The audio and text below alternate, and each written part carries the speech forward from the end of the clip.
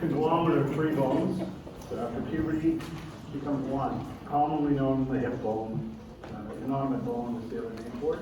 It's formed by three different bones that fuse with puberty. So where we're going, I'm going to start some of the muscles around the pelvis. I'm going to introduce you to the lumbosacral plexus. Take a breath. It's very simple compared to the brachial plexus, what you have to know. We're not going to cover the detail because it's a nightmare. But you just need to know where the main nerves come off that go to the leg. Okay?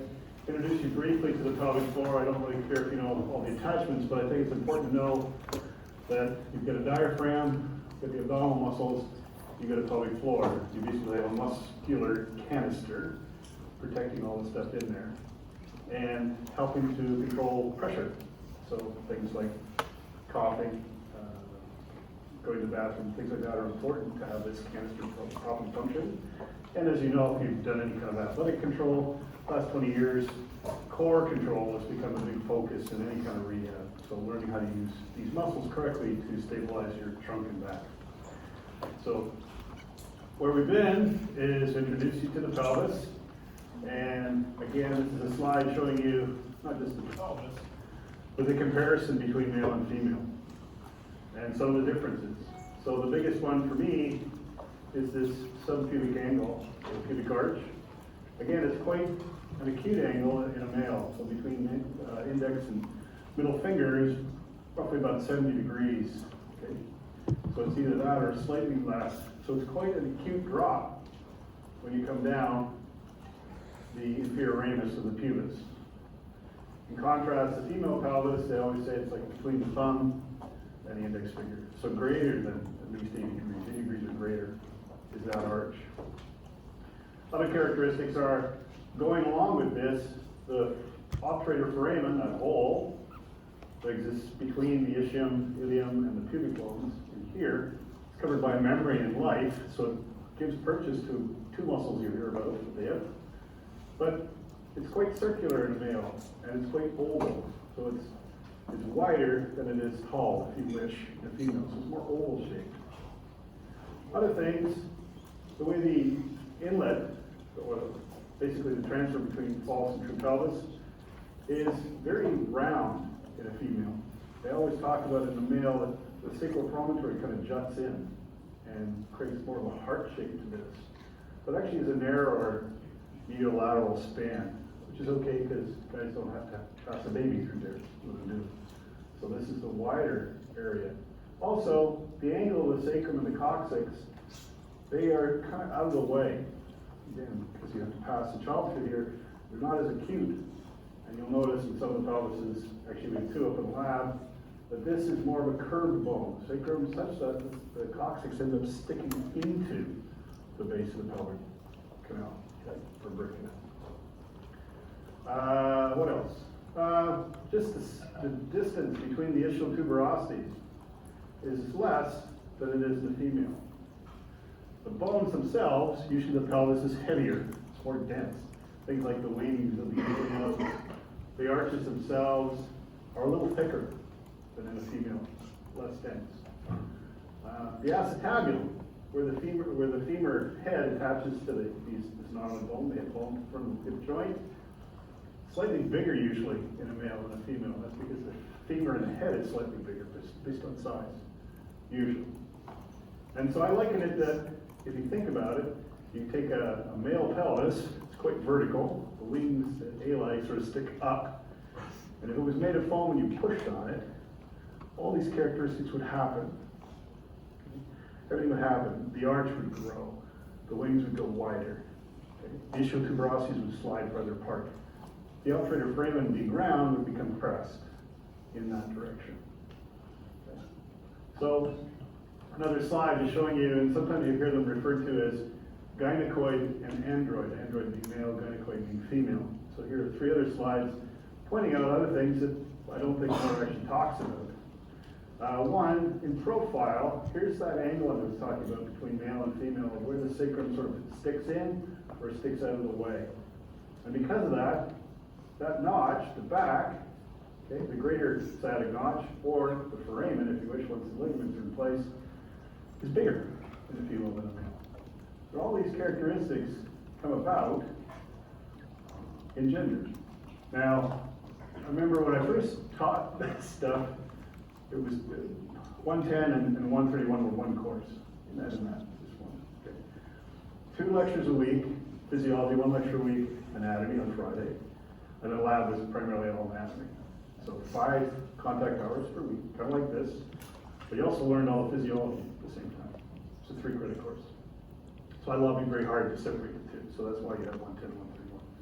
But teaching the lab, I had some great students one year, and this young lady came in with a pelvis that she had made out of like mache and aluminum foil and cardboard. She made a friggin' pelvis and had pulled it out and was studying with it.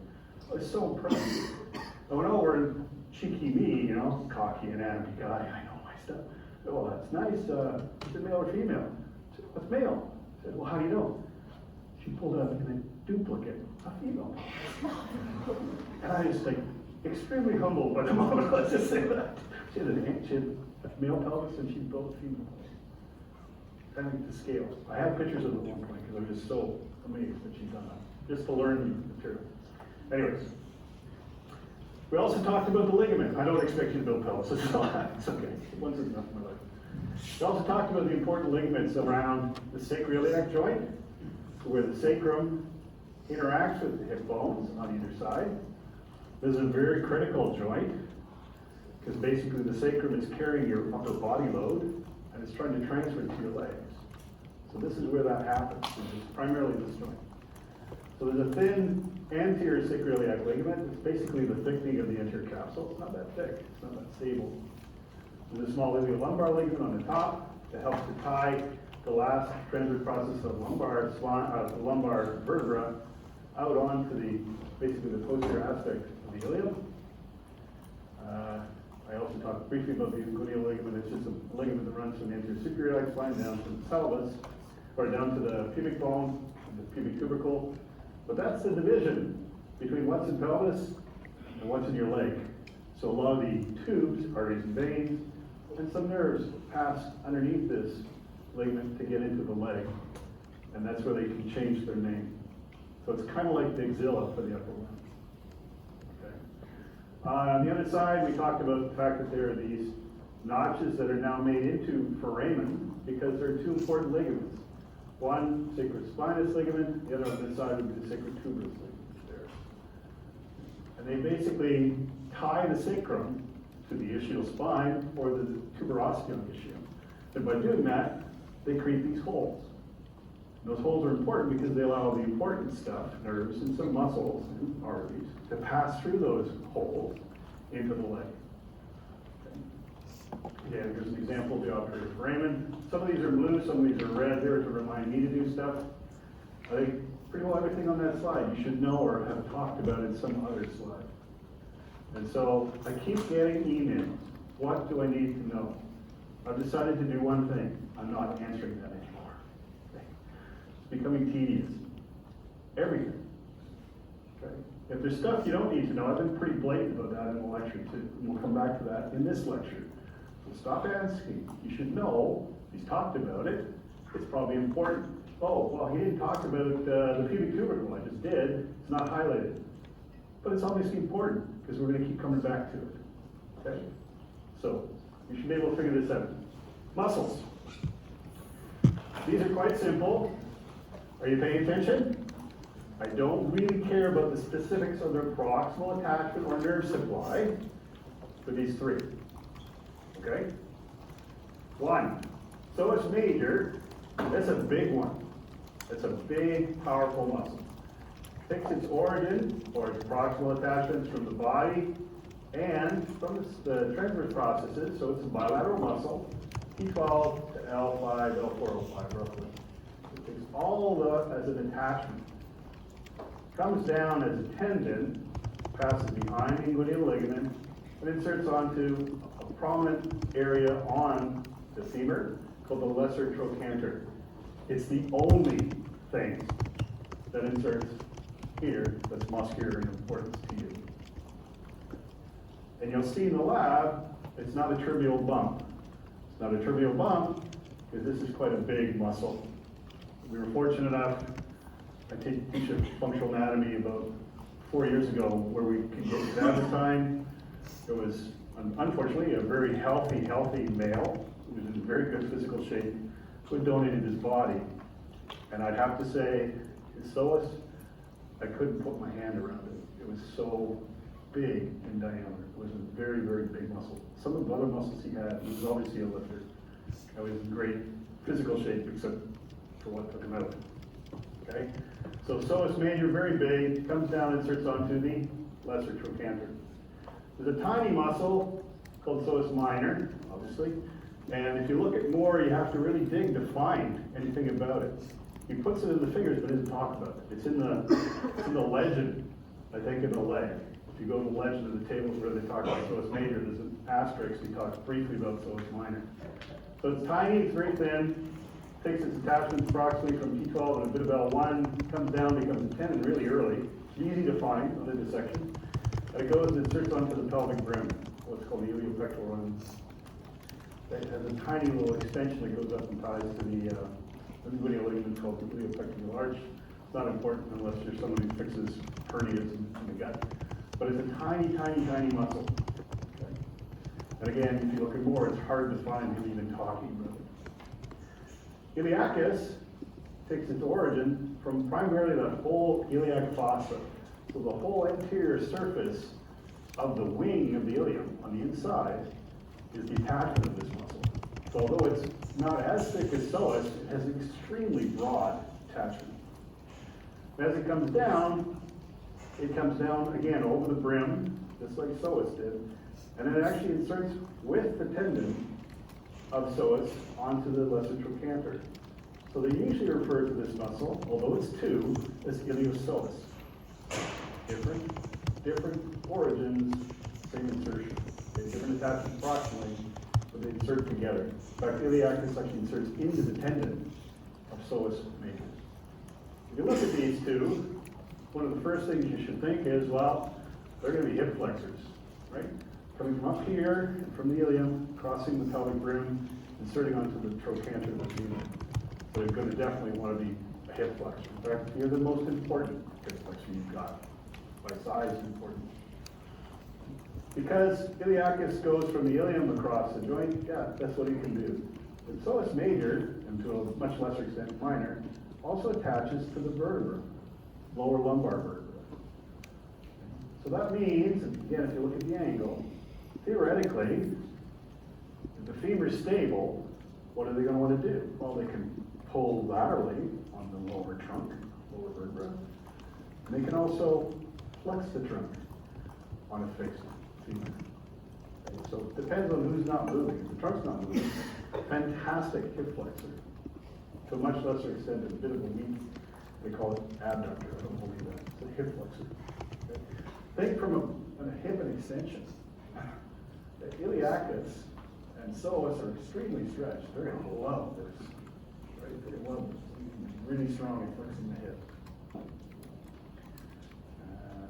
Yeah, I'll show you another figure in a second. What I want to point to here is a muscle at the back. They've left it here, they've removed it on this side. So right here, sort of attaching to the rib, coming down and attaching to the ilium. That's the next one we'll talk about in a second. So quadratus lumborum is on the posterior aspect, and just anterior to it would be where psoas major and minor are. And here's left the kidney in there, so they lie behind the posterior kidney. And quadratus lumborum touches to the lower part of the 12th rib. That very important lumbocostal ligament, so it's running from L1's transverse process up to the rib and helping that stabilize the rib.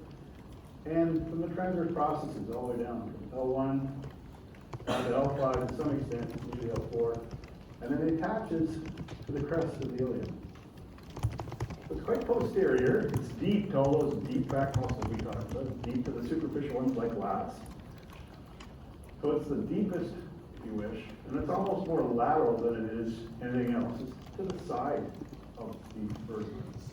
You think of what it would do. Well, again, if the ilium is stabilized, going to help you stabilize the 12th rib and all the lower spines, especially if you activate it bilaterally. It's going to lock down your back.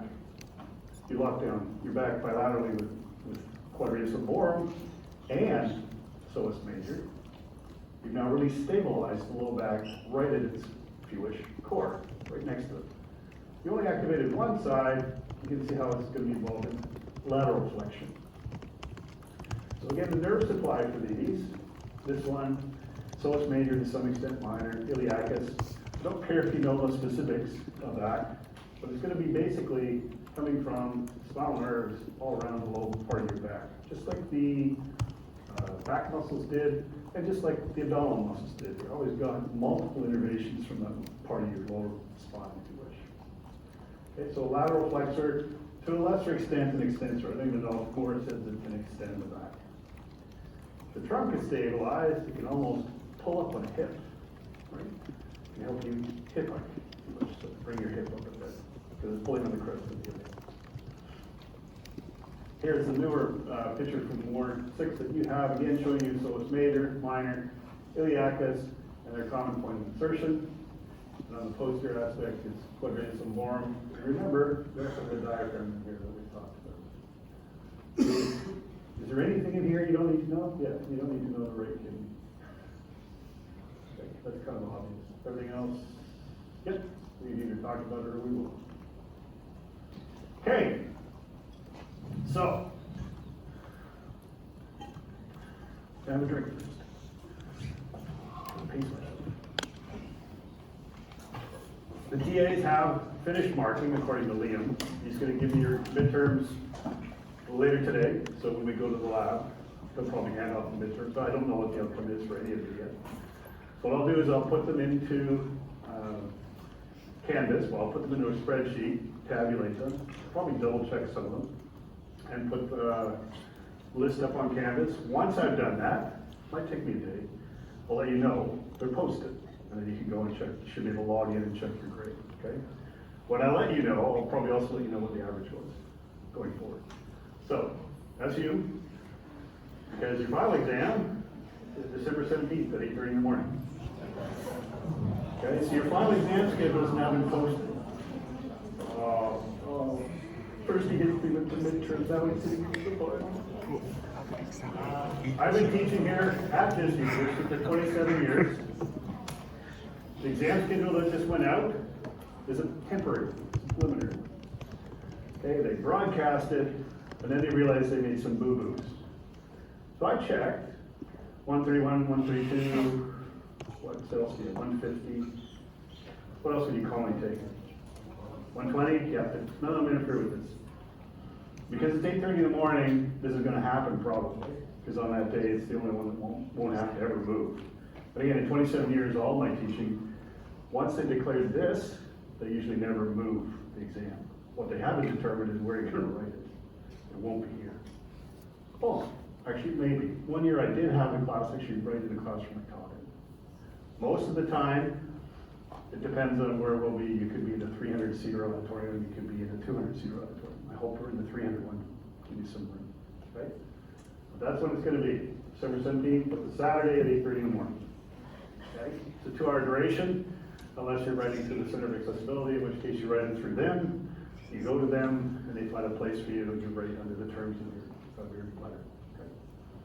So as soon as I know your midterm grade, I'll post it, and I'll let you know. Don't email saying, well, come on, it's been 24 hours, why haven't you done it? I have a 313 class this term as well. There's 220 students in there. I get their midterm after this lecture. I have to do the same thing with them. I have to post their grades. So it's going to take me some while. And I have to check some of these student TAs. Okay? So, don't forget that. So here we go. This is a nice figure from Moore. I recommend you look at it for 2 reasons.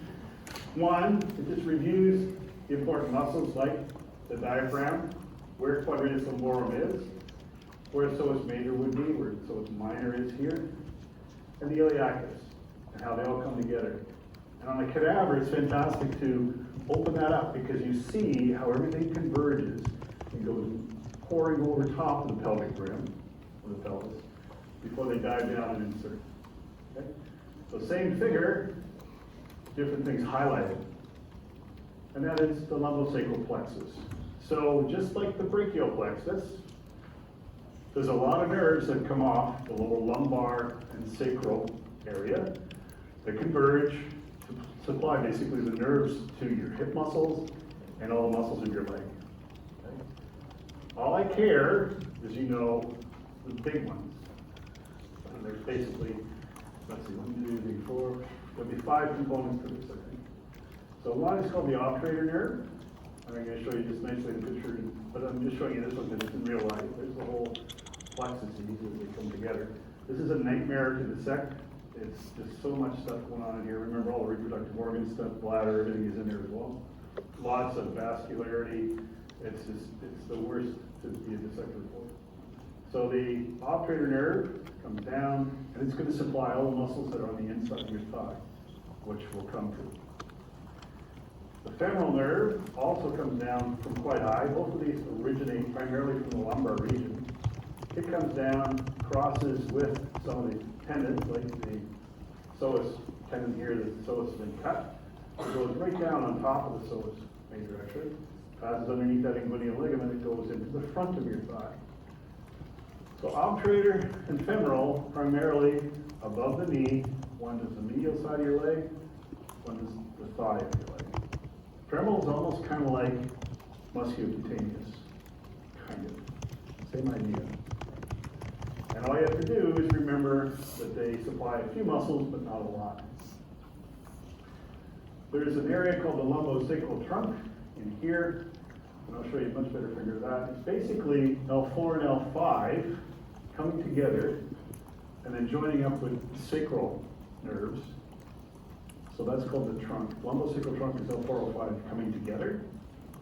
And they join up with the top 3 sacral branches to form the sciatic nerve. So this is a clumsy kind of figure, but I wanted to show it to you because it's exactly the same one you had before, with different stuff highlighted on this side. Okay? These are the nerves. And in isolation, it might be a little easier to see them. So they've left a few muscles here to landmark. Again, the critical stuff for you is the obturator nerve.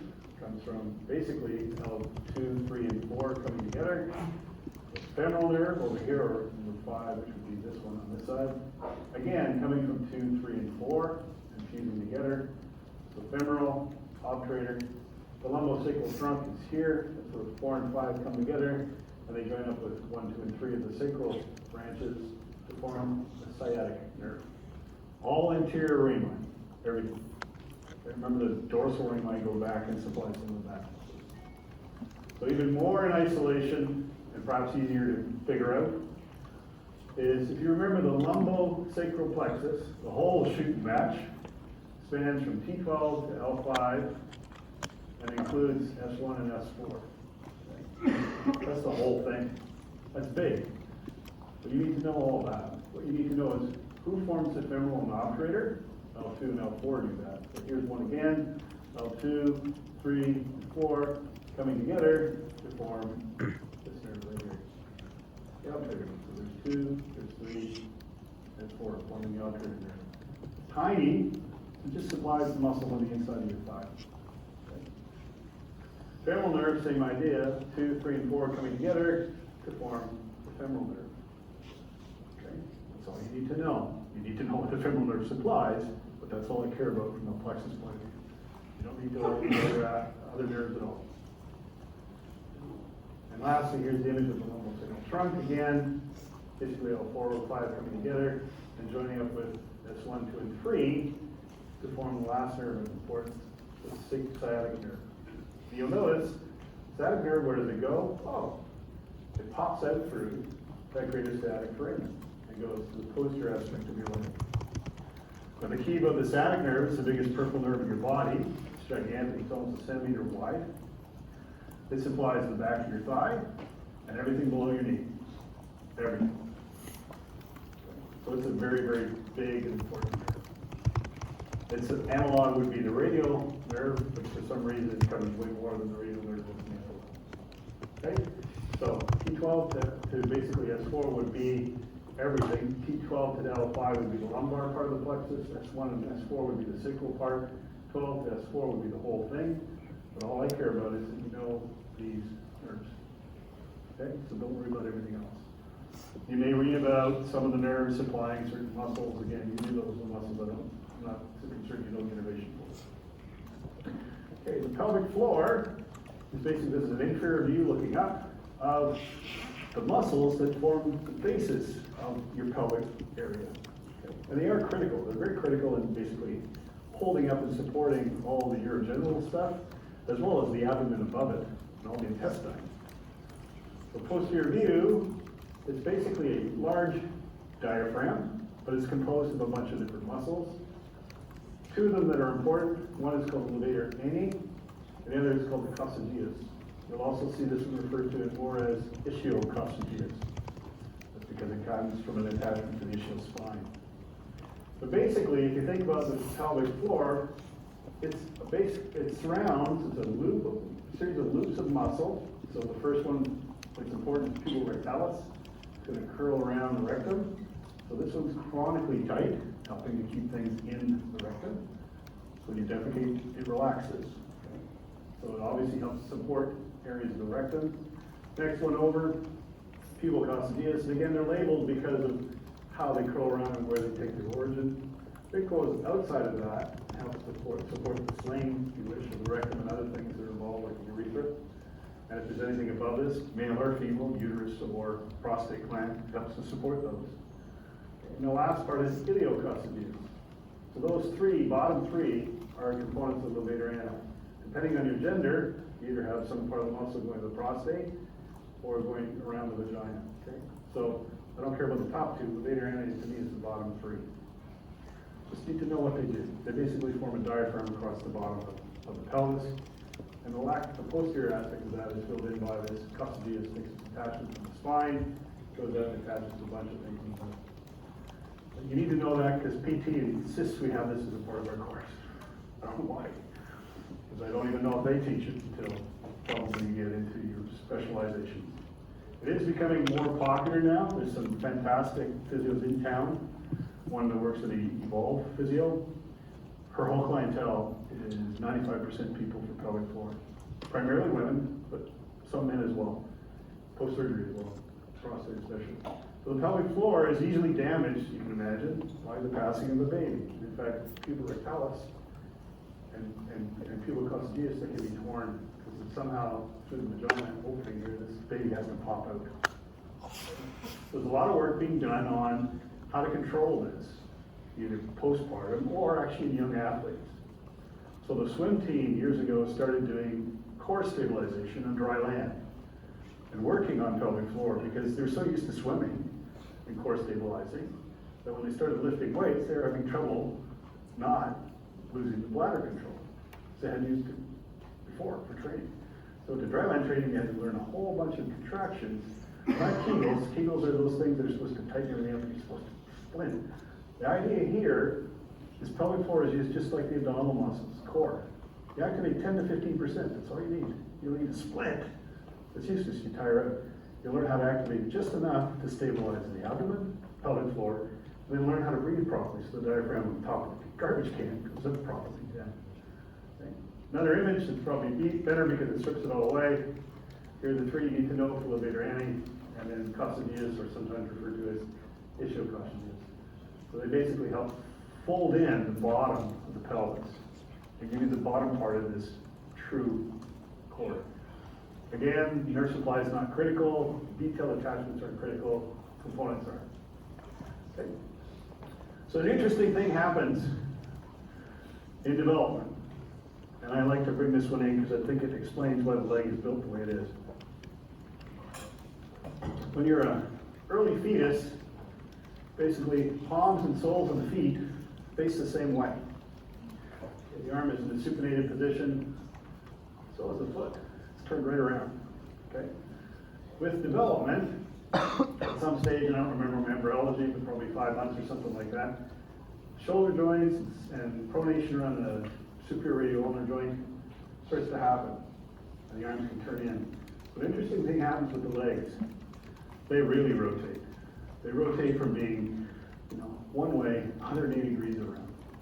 Okay. And here's another image, same thing over here. So that when you're born, although the anatomical position is one of a supinated arm, if you let everything go, your comfortable stance is one of pronation. So this is my true birthing position, if you wish, rather than that. I don't know why they did this, but they do that. Probably because it's easier to define flexion and extension. So it's easy to supinate, pronate here. Once you've completed this rotation of the lower limb, so externally rotate to some extent, but I can't turn this leg around so that my knee joint will allow me to flex it up like the biceps. So that's what's happened. The legs have gone all the way around. So instead of the elbow joint flexing here, the knee joint flexes that way, flexes posteriorly. Isn't that neat? All through development. So keep that in mind as we start filling in the lower limb with muscles. So, in green is an error. So if you notice this side, this is the posterior aspect of the whole lower limb. This is the anterior aspect of the whole lower limb. This is the blow-up of the head of the femur. And it says this line between the greater and lesser trochanter is called the intertrochanteric line. That's wrong. Just got it wrong. You notice on the front, that's the intertrochanteric. No, there's to the front of the back. You can't even see that. Okay. So here's the anterior surface. Here's the posterior surface. Okay. Wait a minute. This is an anterior view. I'm wrong.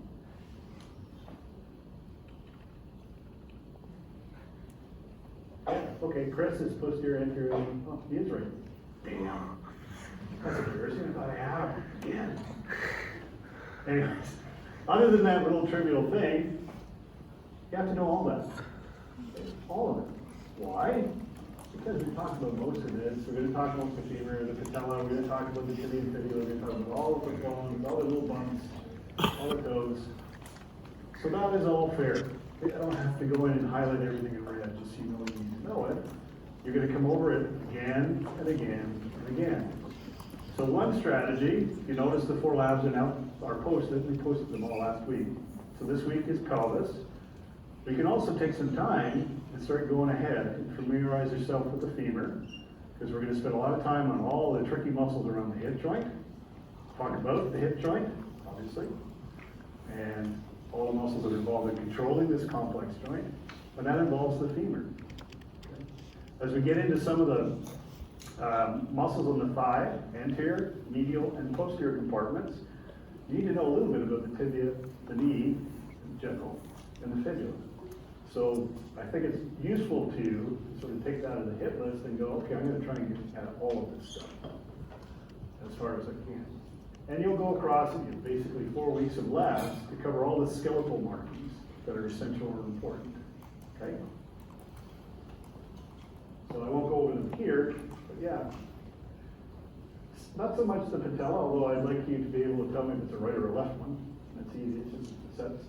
We'll talk a little bit about its tracking, how it sometimes doesn't track properly. Talk a little bit about knees, because some of you probably have knee problems. So some of the ligaments around the knee joint are very important. The mechanics of the knee joint are important. The mechanics of the hip, incredibly important. And some regions. So in the hip, the region is called the femoral triangle. Knee, it's called the popliteal fossa, the back of your knee. These are the areas where nerves, arteries, and veins and stuff are packed in.